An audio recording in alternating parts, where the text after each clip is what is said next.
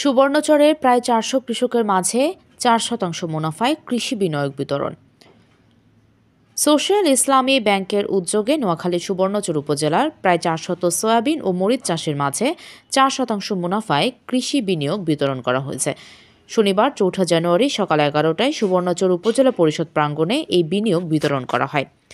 ব্যাংকের উপব্যবস্থাপনা পরিচালক মোহাম্মদ ফোরকান উল্লাহর সভাপতিত্বে অনুষ্ঠানের প্রধান অতিথি ছিলেন ব্যাংকের ভাইস চেয়ারম্যান মাকসুদা বেগম।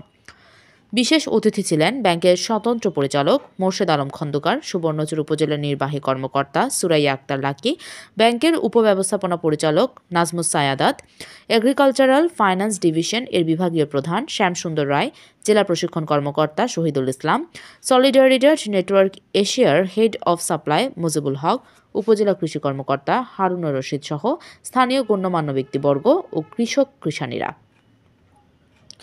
সভাপতির বক্তব্যে ব্যাংকের উপব্যবস্থাপনা পরিচালক মোহাম্মদ ফোরকান উল্লাহ বলেন, সোশ্যাল ইসলামী ব্যাংক নোয়াখালী সুবর্ণচরে প্রতি বছরের মতো এবারও প্রায় ৪০০ কৃষকের মাঝে ৪% মুনাফায় কৃষি বিনিয়োগ বিতরণ করেছে।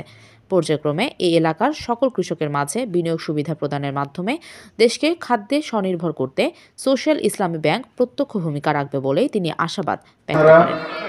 সুধীবৃন্দ, সোশ্যাল ইসলামী ব্যাংক লিমিটেড দ্বিতীয় প্রজন্মের একটি পূর্ণাঙ্গ ইসলামী ব্যাংক। ১৯৯৫ সালের ২২শে নভেম্বর আনুষ্ঠানিকভাবে যাত্রা শুরু করে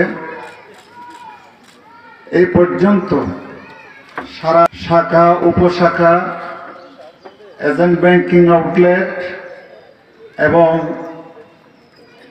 এটিএম বুথে, অসংখ্য এটিএম বুথের মাধ্যমে মানুষকে সেবা দিয়ে চলেছে।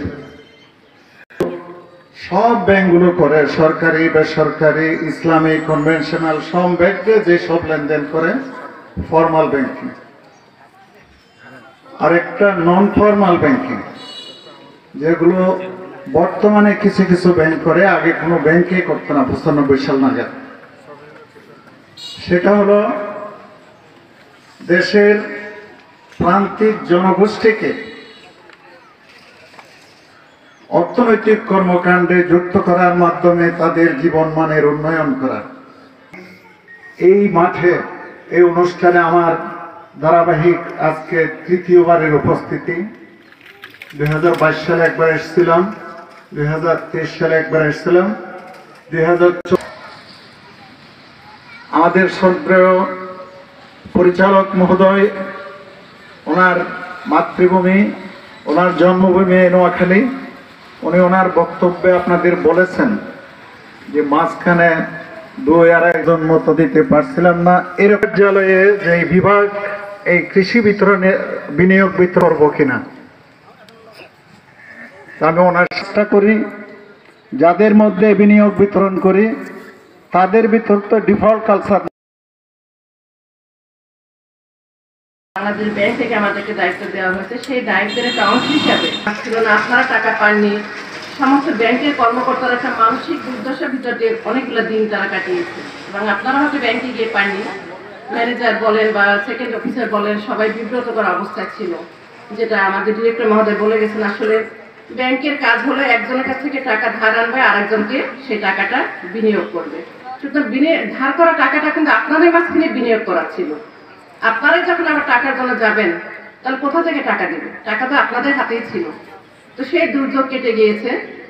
ব্যাংকের ম্যানেজমেন্ট, আমরা পরিচালনা পর্ষদে যারা ছিলাম, বিভিন্নভাবে চেষ্টা করে বিভিন্ন সোর্স থেকে আমরা কিছু টাকার ব্যবস্থা করে আজকে সেই কঠিন সময়টা আমরা মনে হয় অতিক্রান্ত করেছি বা চেষ্টা করছি। আমরা বলবো না যে আমরা শতভাগ অতিক্রান্ত করেছি, এখন আমরা অতিক্রান্ত করার পথে হাঁটছি।